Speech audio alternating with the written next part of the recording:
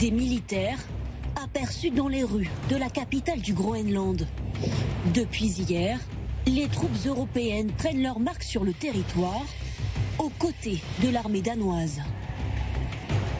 Un exercice militaire conjoint et un signal envoyé aux Américains. Une chose doit être claire pour tout le monde.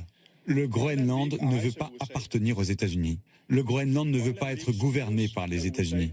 Le Groenland ne veut pas faire partie des États-Unis. Nous choisissons le Groenland tel que nous le connaissons aujourd'hui, comme faisant partie de la communauté du Royaume du Danemark. L'Europe tente-t-elle une riposte face à l'appétit grandissant de Donald Trump? Je voudrais conclure un accord de la manière douce, mais sinon, nous le ferons de la manière forte. Depuis ce jeudi, plusieurs pays participent à la mission Arctic Endurance sur invitation du Danemark.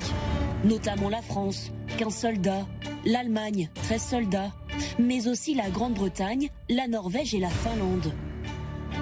Ce n'est pas la première fois que la France déploie des troupes au Groenland. Sur ces images diffusées par l'armée de terre en 2024, un commando prend part à des exercices en conditions extrêmes. Mais cette fois-ci, les soldats français seront appuyés par des moyens aériens et maritimes, et cette mission pourrait encore gagner en puissance.